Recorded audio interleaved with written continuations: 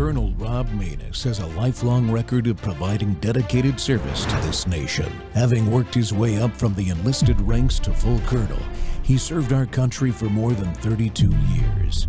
He has served as a bomber squadron commander, bomb disposal technician, Joint Chiefs of Staff operations officer, assisted the national security team with the campaign plan for the global war on terrorism. He authored the first theater nuclear war plan and served as the vice commander of America's largest airborne intelligence wing. Colonel Rob Maness is a true American hero.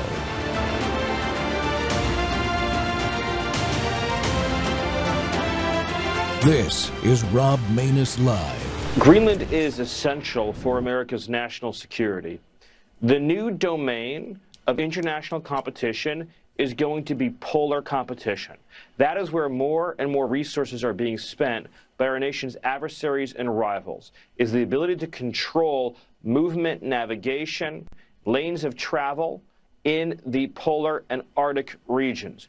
Greenland is 25% larger than Alaska. Greenland is the size of 1/4 of the continental United States. With respect to Denmark, Denmark is a tiny country with a tiny economy and a tiny military. They cannot defend Greenland. They cannot control the territory of Greenland. Under every understanding of law that has existed about territorial control for 500 years, to control a territory, you have to be able to defend a territory, improve a territory, inhabit a territory. Denmark has failed on every single one of these tests. So they want us to spend hundreds of billions of dollars defending a territory for them that is 25% bigger than Alaska at 100% American expense. But they say, while we do this, it belongs 100% to Denmark. It's a raw deal. It's an unfair deal. And most importantly, it's unfair to the American taxpayer, who have subsidized all of Europe's defense for generations now. American dollars, American treasure, American blood, American ingenuity is what keeps Europe safe and the free world safe. And Donald Trump's insisting that we be respected, Sean. Welcome back to More War Monday. The Rob Maness Show's live on Worldview Tube and our X Spaces simulcast. Well, Greenland, maritime strategy, maritime superiority, they're all linked, folks. As you've heard us talk about that many times on this show, the Arctic sea routes are open, and Greenland is highly vulnerable to exploitation from China and Russia. The strategic necessity for America to control all of Greenland and its surrounding seas is vital to our national interests more than ever before. This effort for America to acquire Greenland is nothing new. So President Trump's not just dreaming up some other weird idea, according to the never-Trumpers out there and the Marxists on the left. He's acting on an existing idea to meet our defense needs in the modern world. And he's right. But we won't be successful if we can't defend ourselves and our allies in the maritime domain. The maritime strategy underpinning the new national security strategy is choke point focused, and the effort to increase our domestic shipbuilding must be successful in order for us to achieve peace through strength and deter our main adversary, Communist China. The new Trump-class battleship will give America a renewed capability to control choke points that we really don't have today. But the key to long-term success is increasing our sea lift capabilities. We cannot successfully defend the Pacific or any other large body of ocean without it. No jets fly without fuel delivered by sea lift. No sexy missiles like the long-range anti-ship missile, LRASM, fly without those jets. Time is short, as China has declared it will be ready for war in 2027. Pentagon Press Corps member Captain John Conrad is my guest today. He's the founder and CEO of G-Captain Maritime News and author of the book Fire on the Horizon.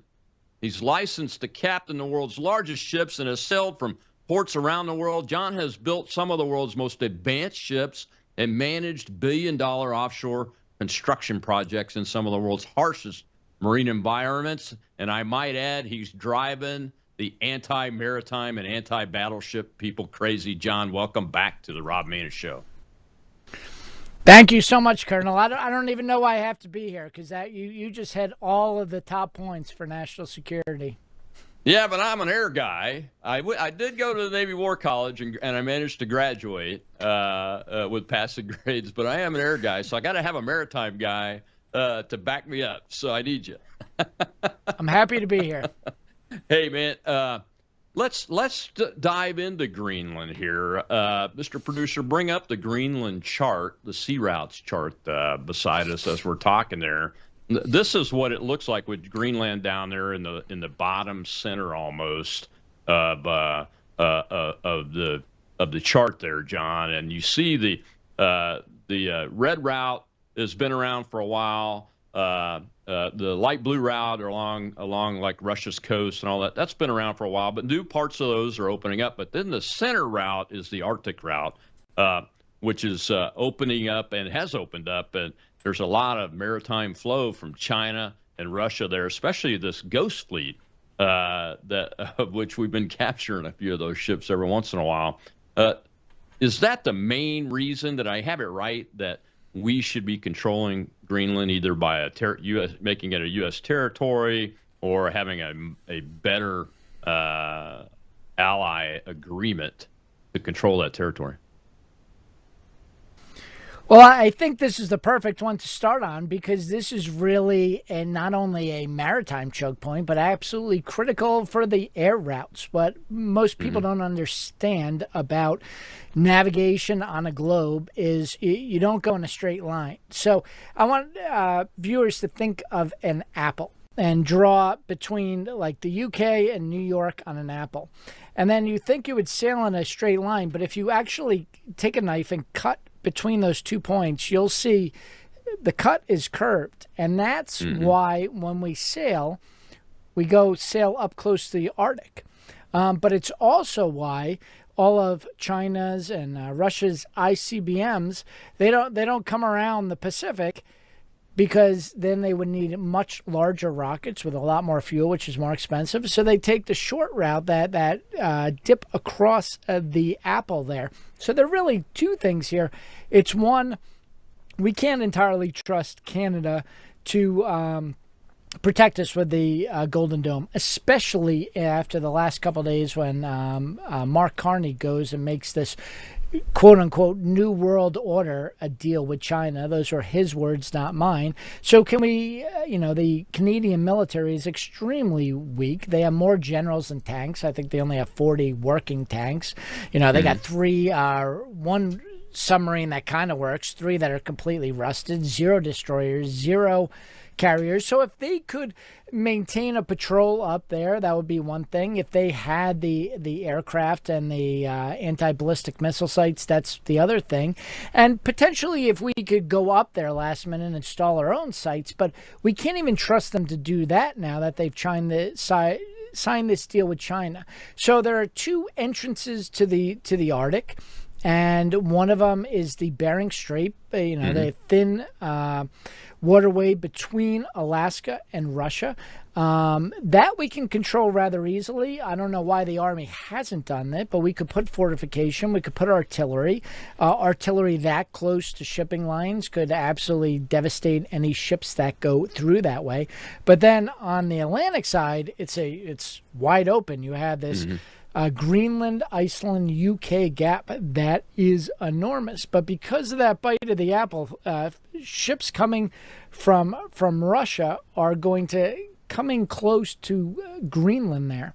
So the ships are coming in there, but also submarines, right?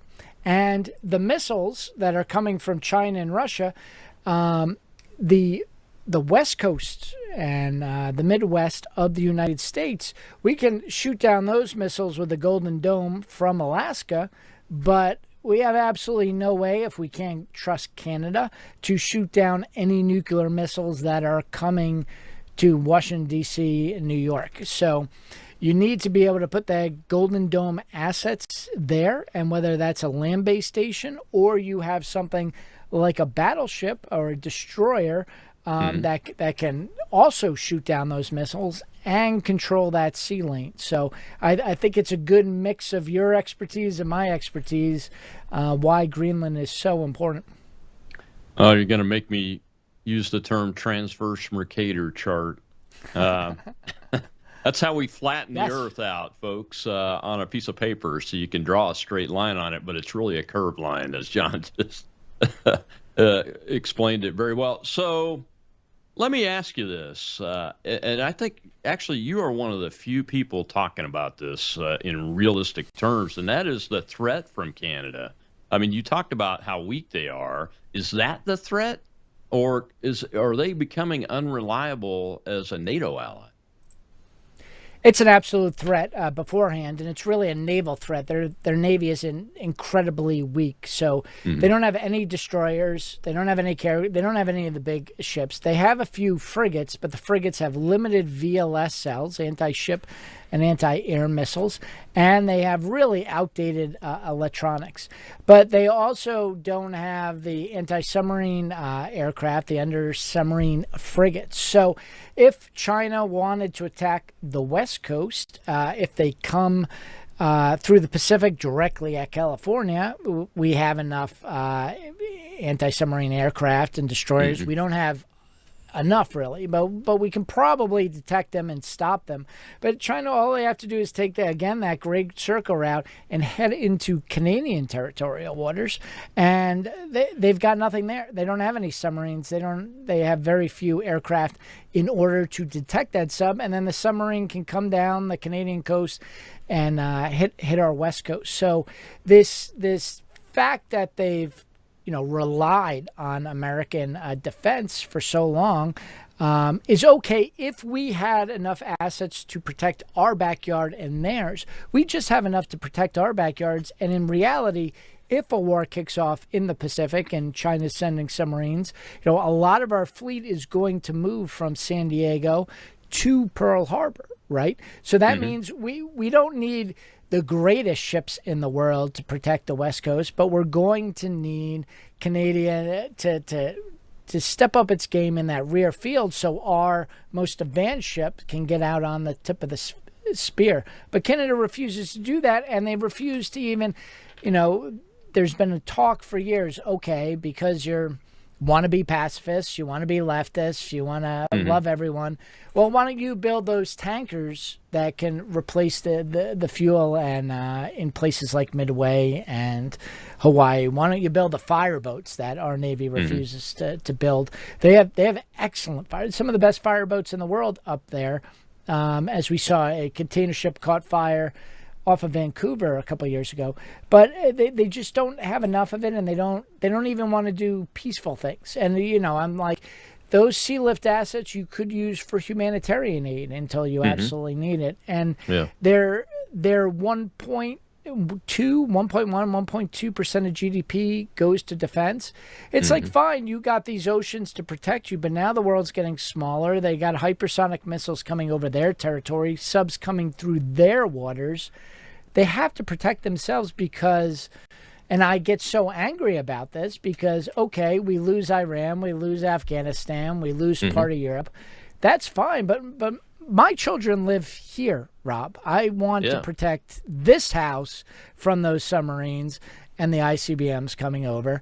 And because Canada is so weak, and we're talking at all levels, 3/4 of their service members are overweight. 1/3 of their service members are obese. The captain of the frigate that's in charge of this Arctic area protecting Greenland, I mean, he literally looks like Governor Chris Christie's doppelganger. I mean, the guy is so overweight, and I don't mean to body shame or anything else, but I mean, this is when you're running up, there are fires and problems on the ship, and you're trying to run around manage this. I mean, the guy's probably going to have a heart attack, and it's not just him. It's 1/3 of their military is obese right now. Yeah, that it's not about body shaming. It's about health and readiness. Can he withstand the stresses of combat when it pops up on him out of the clear blue? Because they won't be ready. They're not going to be watching for it, and not have a heart attack. Or a stroke. I mean, that's the real issue, John. Well, we got to take a break. When we come back, I want to jump into the Golden Fleet, the battleship. It's a great concept, and John Conrad is the leader of the folks that really got the battleship concept into becoming a reality. And this is going to be a great conversation. You don't want to miss it. I'll be right back.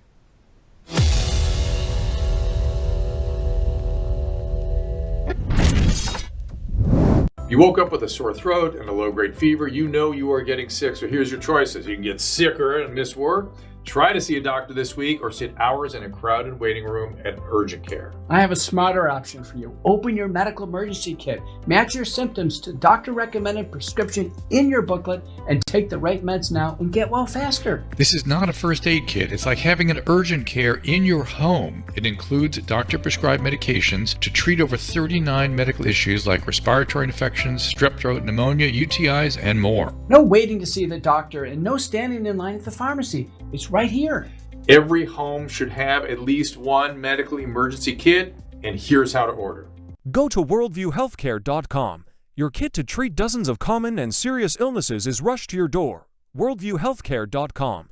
That's worldviewhealthcare.com. The emergency kit available at worldviewhealthcare.com. Make sure you don't have to go to urgent care. I got pneumonia. I didn't have to go. I took this last year. Stayed at home, went to bed.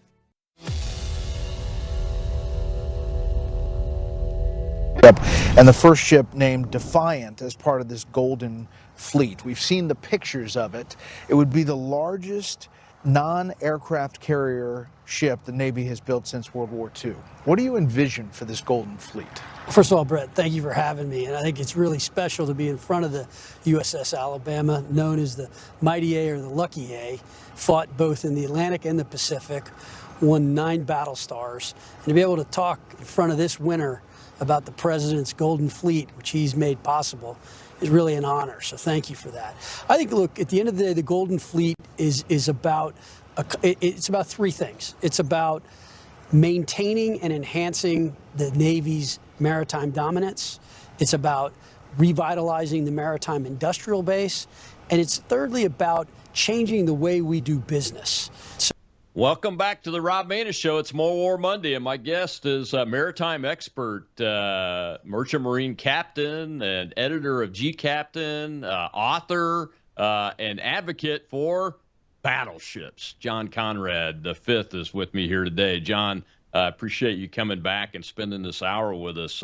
We always have so much ground that we got to cover because there's just a lot of information going on. Secretary Phelan's probably got the hardest service secretary job in the Trump administration, doesn't he? You know, it's a difficult job, and he doesn't have a military background. He's a finance guy, made billions, next door neighbor of Trump, extremely successful. But they brought him in because this is a financial problem. These shipyards are financially destroyed. We had VT Halter, which foreign investors put $500 million in. They bought all the land, brought up the workforce. They waterfront property down south, and they sold the entire thing they had $9 billion in contractors, including the new icebreakers, and they sold the whole yard for $16 million because they just couldn't get through the bureaucracy of Navy, NAVSEA, and some of these government programs. So he's there to make sure that the schedule, the financing, he's got some construction background, but yes, it's an incredibly big job. Yeah, before we dive too much into the shipyards, let's talk about the battleship.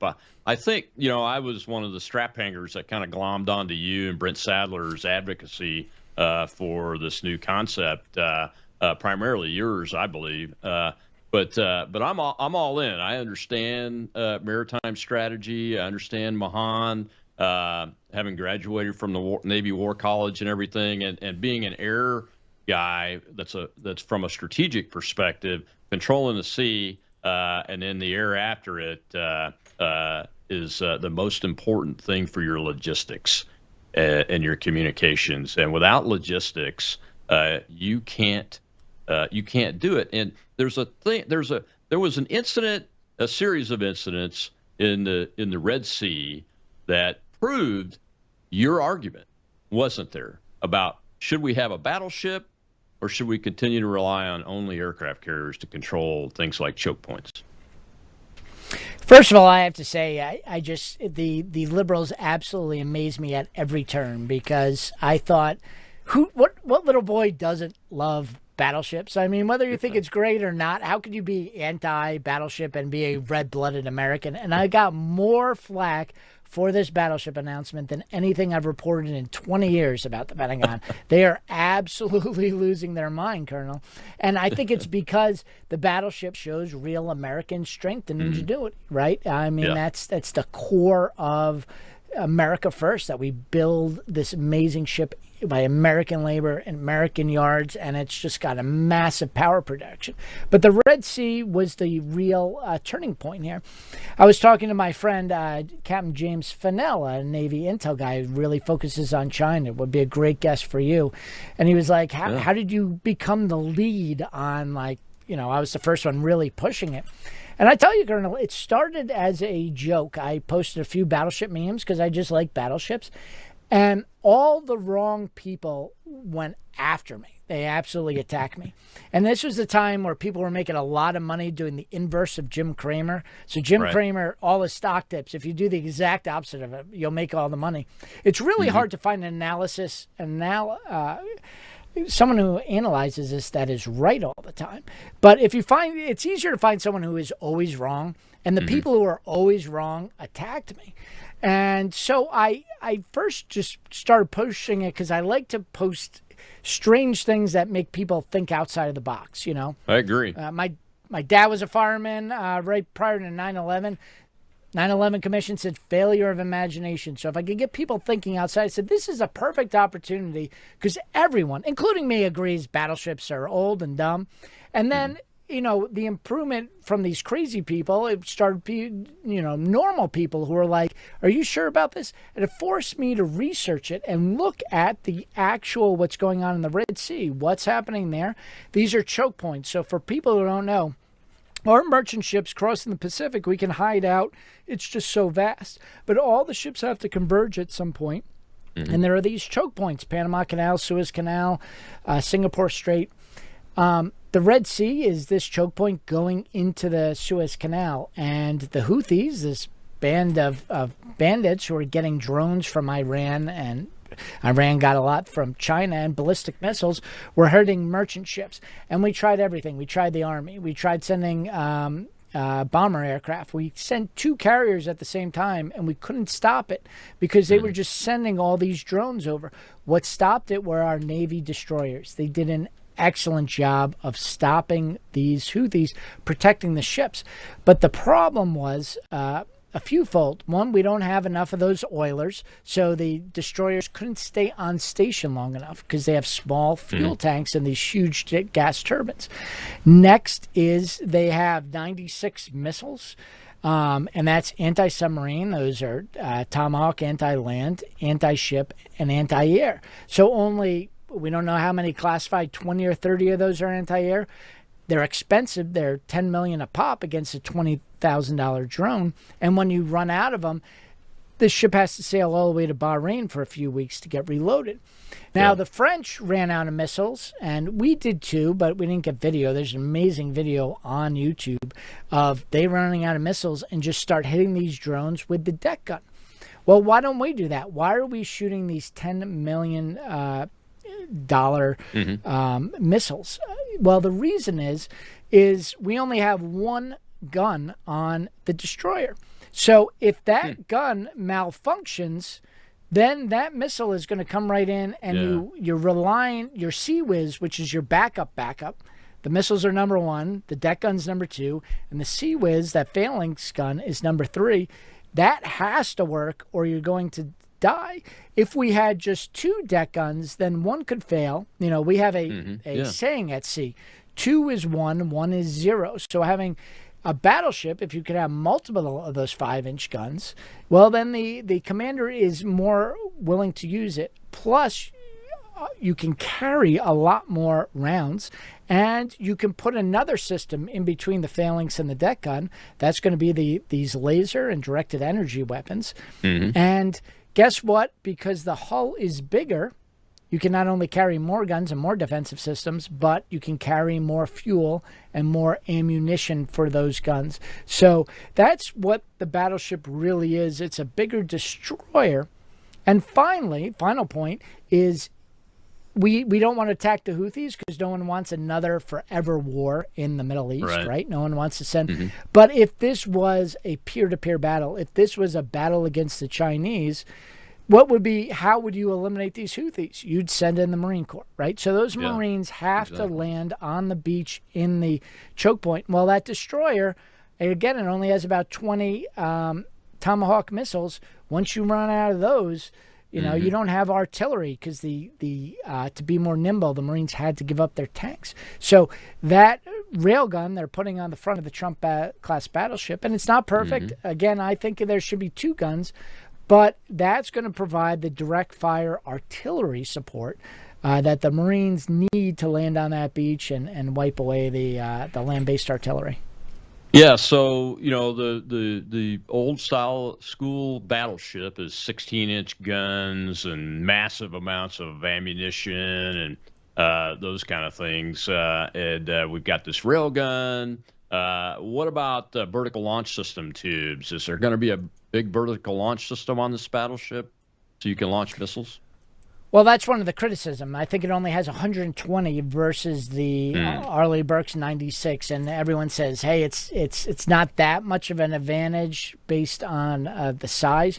Well, the reason that there aren't 200 missile cells is because also on this are these hypersonic missiles, which are 4 times the size. I forget exactly how many they're putting on the bow. So what the battleship has to get to the choke point. So when it's still 1,000 miles away, it can hit those big artillery pieces or the big Navy ships with those hypersonics, and then as it gets closer, it can launch its 96 TLAM and vertical launch, and then as it gets closer, it can do the railgun, and then as it gets really close, it can start shooting those 5-inch guns. So they need those hypersonics in order to get into the enemy's envelope. That's the reason.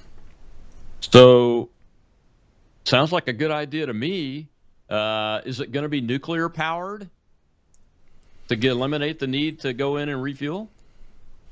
Well, no, the first 2 are going to be gasoline and diesel. So they same as the destroyers, they have a gas turbine, which is I think the destroyer one's the same one that's on a Boeing 747. And that's for high speed, and it could also create a high electrical load. And then they have diesel engines in it, which are for cruising speed, so you're not burning through such an enormous amount of fuel. Those are the first 2 ships. The CNO reiterated those are definitely going to be conventional. They're not doing nuclear because they need to expand the nuclear school, so you got to give nuclear training to the officers. And they don't have the pipeline right now because our shipyards are filled with the submarines, which are nuclear. But I talked to a high-level Pentagon official who said on background, I can't mention his name, but it's on background, that they are seriously looking at Flight 2, which could potentially be hulls 3 through 10 being nuclear. What does that do? You don't need those fuel tanks anymore for the fuel on board the ship.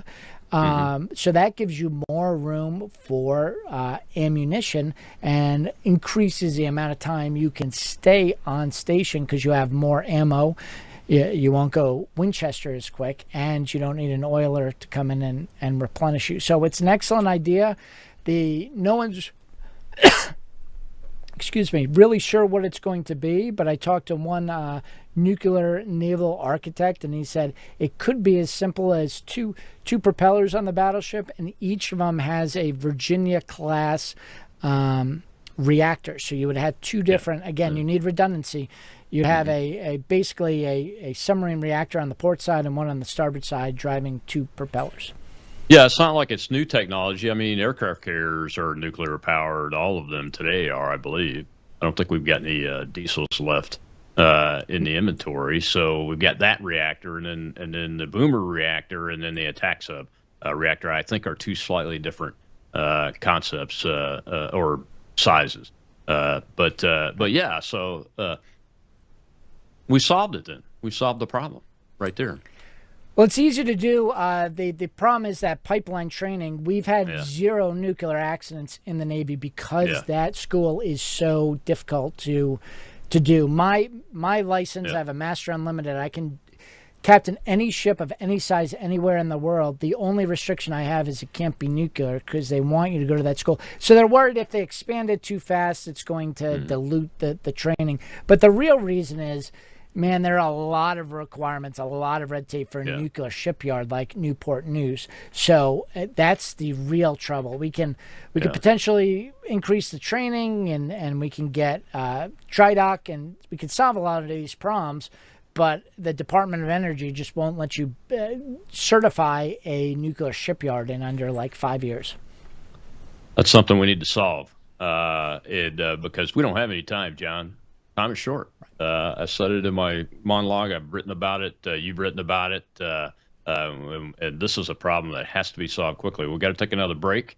When we come back, I want to dive into this China naval threat because I think it's further and beyond what the average conventional thinking on what a powerful Navy fleet looks like and smells like and feels like. And I know John's got some ideas about what's going on there. It's very interesting. We'll be right back.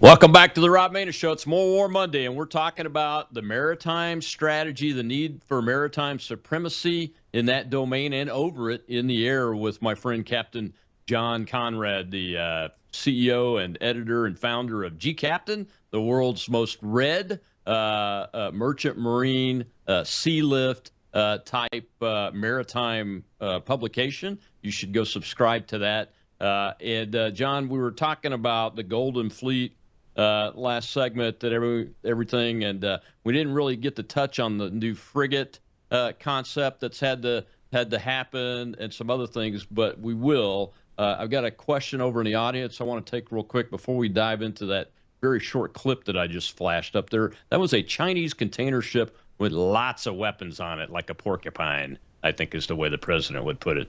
Let's go to Shell with our question in the audience. We have AJ, sir.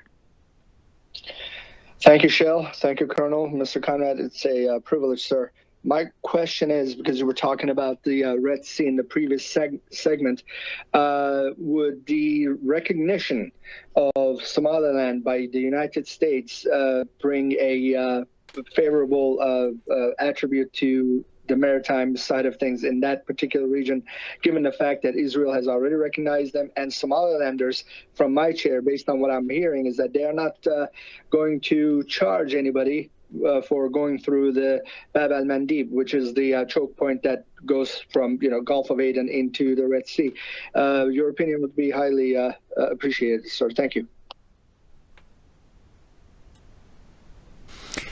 Yeah, I have to be honest. I am not familiar with the details in Somaliland, but what we have to understand and the broader context of this is these were, our problems with Canada, our problems with the UK right now, our problems with Somalia, Yemen. What do they all have in common? And the commonality of them is they all were former British territories.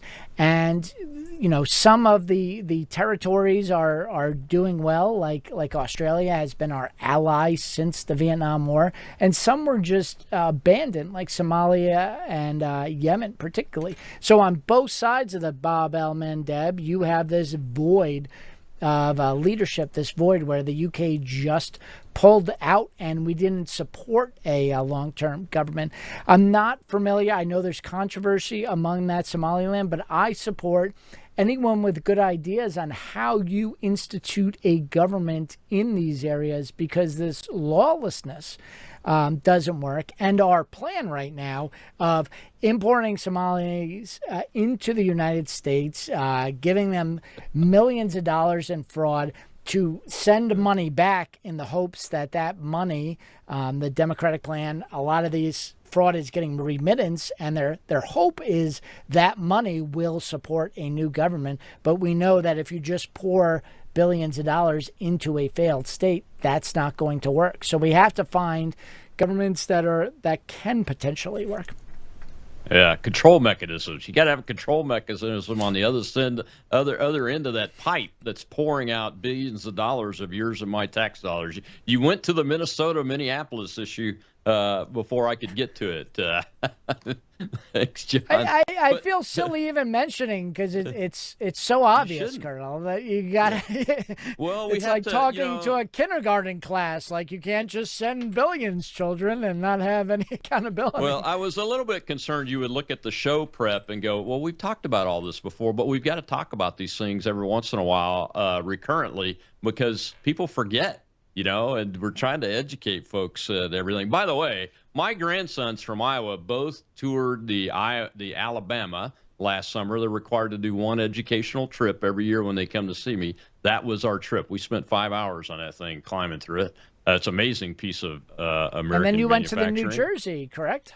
And I spoke at the New Jersey back in late October for the Chitterelli race. Absolutely right. So I've been on 2 battleships in the last 8 months. I want to go on the first battleship that's named the Defiant when they get that thing built. That's going to be amazing. The other thing I wanted to mention is that Captain Fennell and I were at Air Command and Staff College together, and we actually worked on the school's graduating operational joint exercise together. So Jim and I are very, very familiar with each other. I'm glad to see you guys know each other too. He's a good man. Yes, he certainly is. So China, that very short clip I showed was the only video piece I could find that showed what I called the porcupine sticking off of this Chinese ship, and that was a container ship at harbor. I'm not sure if it's AI created, but it looked accurate to me and looked like it was the real thing. Are we right to be concerned about this, John? Because I'm reading and hearing a lot about it. This is a challenging point.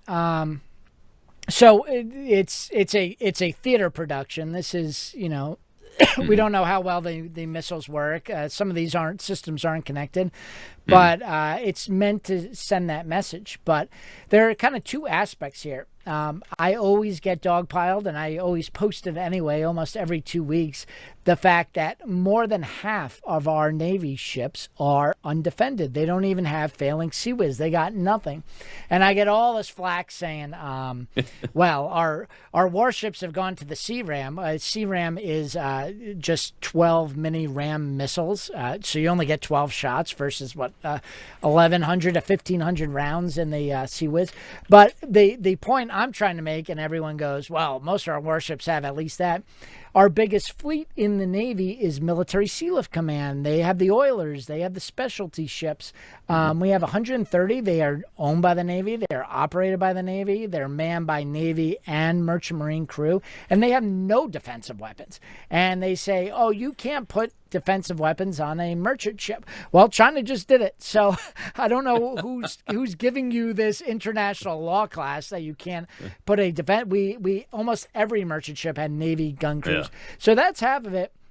They're not the perfect system, right? They're not a destroyer. They're not going to be able to defeat a hypersonic. But as a merchant marine captain, I have to have something I tell my wife when the balloon goes up and I'm heading to the west, and she goes, "Are you going to be okay?" I could right now. There's nothing I can tell her. We got sidearms. That's it, hon. At least there's a possibility, and we can shoot down drones.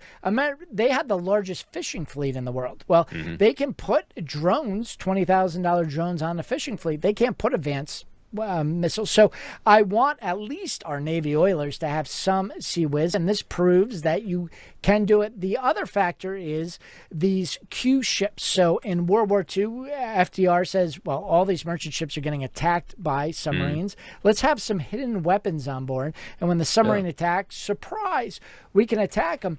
They didn't work that well because he waited too long. So if you go back to World War I, though, there were two merchant cruise lines that had a battle off of the Falklands. That was very effective. So in the beginning of war, these ships are very lethal because everyone's got their guard down. You're repositioning your fleet. You're in the fog of war. You don't have your strategic plans yet.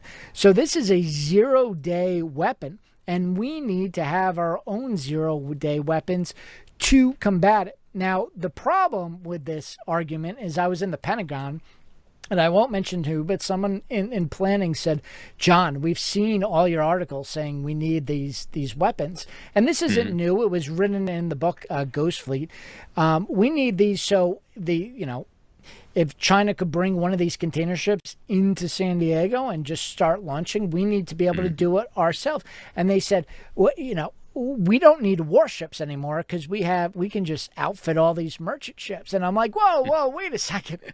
We still need the battleship. We still need the destroyer, because while these are effective very early on and score a lot of hits, when they're moving back to port to reload, they're extremely vulnerable. So it's a yes, we need them. Yes, we need to be aware of them. Yes, we need to track these, but we can't put all our, give all the money to the AI and drone boys to outfit merchant ships because they're not advanced warships. I mean, to give folks an idea of, I don't know if you have an approximate number or not, but how many Chinese container ships on any given day are on each of our coasts and harbors, maybe even going through the Arctic sea routes? Do we even have an idea, or do we track those? Yeah, I don't have the number. It's dozens and coming into our ports, and there are 5,500 Chinese merchant ships around the world. And there's two problems. So if you put all those weapon systems on my merchant ship right now, and I've been yelling about this for years since Trump 1.0, Admiral Busby, I wrote an article, "Admiral, I'm not ready for war. I don't have advanced communication training. I don't have anti-mine training. I don't even have a training class." And we used to have that. Obama shut it down. There was the Merchant Marine Naval Training facility, GMATs, in the Merchant Marine Academy, shut that down. So I have no training. Well, what's dangerous about this Chinese ship is all of their merchant seamen are getting military training, communications training, and weapons training. They have a political commissar. So if you remember in Hunt for Red October, you had that one guy, if they don't follow orders, there's a guy who's going to shoot the captain, right? That's right. They have that on board their ships now. So these are easily convertible to a military use because they have the trained crew, and they have this communist commissar who can make sure, a Navy crew isn't going to go into a foreign port, or a merchant crew, and just start launching weapons. But if you have a political commissar standing behind you with a sidearm, that changes the calculus, Colonel. It sure does. When you combine that with the fact that their combat fleet is already larger than ours. I mean, they don't have as many aircraft carriers, but they've got 3, and they've got the world's only dedicated drone aircraft carrier that they're getting ready to launch. But they do have more ships, and then you combine that with the Coast Guard concept that they have, which is just huge. huge numbers that it creates. And they build these dual use ships, like the landing amphibious ships that they keep across from Taiwan that you've seen pictures of lately. They're all dual use. So all these crews, the problem that we have with the nuclear force, that we'd have to ramp it up and increase the throughput and the graduations and those kind of things. The Chinese don't have to do that. That's a huge advantage, especially if you got even just 10 of these day zero combat vessels sitting around in the right places at the right time when things kick off. We got to take our last break, John. When we come back, we'll take one last question from the audience. And I want to dive into the shipbuilding and manufacturing, because the numbers you're going to hear again are not the first time you've heard them, but Secretary Sean Duffy is going to say them one more time. And this is from 2022. Things have gotten only worse. We'll be right back with Captain John Conrad.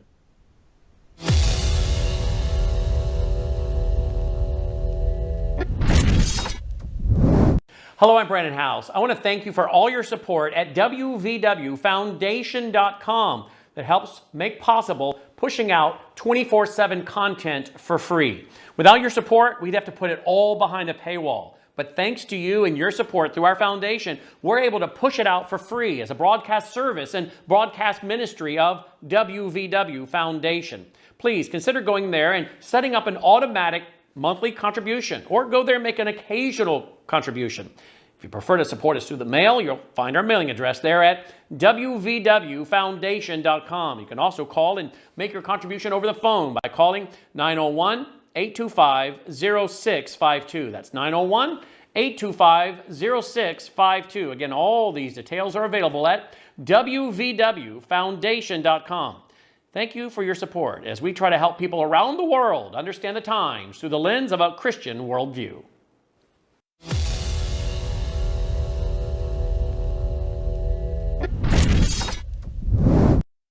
The market and tariffs, but we don't build ships in America anymore. In 2022, we built 5 ships. 5. China built 1,800 ships in 2022, right? So if you want to be a global power, you have to build ships and you have to have sailors to sail those ships. And so the president today said, you know what? We are going to actually build ships in America again, and we're going to train the mariners to sail those ships. So DOT has a huge component of that. We're excited. But this president, he thinks long-term and strategically, and understands that if there's a crisis in the world that involves our military, we need ships to support the military on the commerce side, and we don't make them anymore. So again, that was great. But welcome back to the Rob Maness Show. And we're talking about the maritime strategy, maritime superiority, concerns like Greenland, and why it's important for the United States to control those Arctic sea routes and all of the shoreline and the oceans around Greenland, with Captain John Conrad today, the CEO and editor and founder of G-Captain. You got to go subscribe to that. Just type in G-Captain in your search bar and you'll find him. It's a great publication. If you want to talk about the sea lift and container ships, merchant marine, and those kind of things, that's the place to start right there. John, we got one question that I want to take from the audience before we get too far into this last segment. Let's go ahead and take that, Shell. Go ahead with your question. We have Wib, sir. Thank you, Shell. Thank you, Colonel. And great to see you again, Skipper. I have a question. So 2 questions, actually. The first one's facetious. When is the USS Trump going to be a floating rust bucket like the rest of the fleet? And the real question is, how far have we gotten in regards to the import regulations that you have opined so many times about? Which import regulations specifically? There's so many problems. Well, I mean, top of my mind is all the regulations that force our Navy to look like rust buckets. Oh yes. All right, that's an incredible thing. And what happens is the United States, there are state laws, like you have to have state OSHA, and then you have federal OSHA, and then you have Navy OSHA. And in the Merchant Marine and the Navy, Obama decided to voluntarily follow the UN International Maritime Organization rules. So there's a UN body. There's one for aircraft that figures out regulations for air traffic controllers and such, and we have a maritime one. Problem is that's in London. Panama is in charge of that right now, and they've just gone absolutely woke with these regulations. They tried to put a UN carbon tax on all ships, so that would have been inflationary, would have increased the cost of goods of everything we bought, because 90% of everything is moved by sea. But that's crazy, and it's causing all these problems. We got a shortage of tankers. We got a shortage of certain types of ships, and all of the ships in the world, if this had passed, would have had to go to China to get outfitted with these new environmental systems, which is crazy because ships are already the most efficient way to move goods by far. But the specific problem with the Navy is Obama decided, hey, wouldn't it be a great idea to follow not only all of these regulations, California and state and ocean, everything else, but we're also going to follow the UN organization. And when that UN body was created, Eisenhower and his team, when they were creating the UN, he said, well, this is great, have this body, but they can't regulate Navy stuff because we need our Navy to be lethal. So it's baked in the law that we don't have to follow it, but Obama just goes, hey, why don't we make it more environmentally safe and follow this? And unfortunately, the Trump administration has not cut that cord. I'm waiting for Hegseth or Phelan to say, we're not following the UN rules anymore. We'll still follow the Navy and the Coast Guard, but unfortunately, we have not cut that. And so now with the paint thing, we're following the UN paint regulations, and we're also following the Navy NAVC regulations. There are 83,000 people in the shipbuilding and repair arm of the Navy. They all have different ideas of what these regulations. So we end up with the UN outlawed the old type of paint, but there are new types of paint that it's allowed, and then the Navy's got a different requirements, and they don't match up. So we end up with the worst possible paint on our ships. Unbelievable. Unbelievable that it hasn't been addressed completely yet. But I'm not surprised. So, and that has an impact on shipbuilding.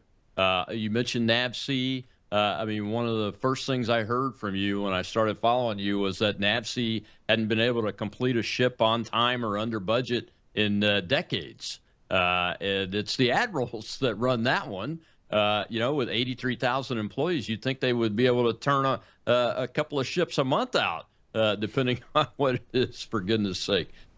But on the shipbuilding, seriously, though, on the shipbuilding expansion and renewal effort, from your perspective, now that you're in the Pentagon press corps, you've had some time to spend with folks, these senior leaders, and go out. You went on a tour, I think, down in Norfolk not too long ago. What's your impression from a combat ship manufacturing capability?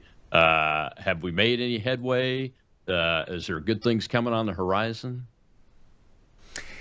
Yeah, well, what people don't mention is the John F. Kennedy, which I toured with Pete Hegseth and his senior leaders, was invited on his plane to fly down. That ship has been in shipyard for 17 years, Colonel. 17 years since we started constructing it. 17. Commander Salamander, our friend, talks about how everything seems to take us a full world war, 4 years to complete anything. Well, this is multiple world wars to do one aircraft carrier. So it's, on one side, things are so bad that even a minor improvement is going to massively ramp up the production of ships, right? Which they're absolutely doing. But the question is, it's not just enough to ramp up to what most people expect it to take. If we're going to hit China, if China's going to hit Taiwan in 2027, we need to ramp up.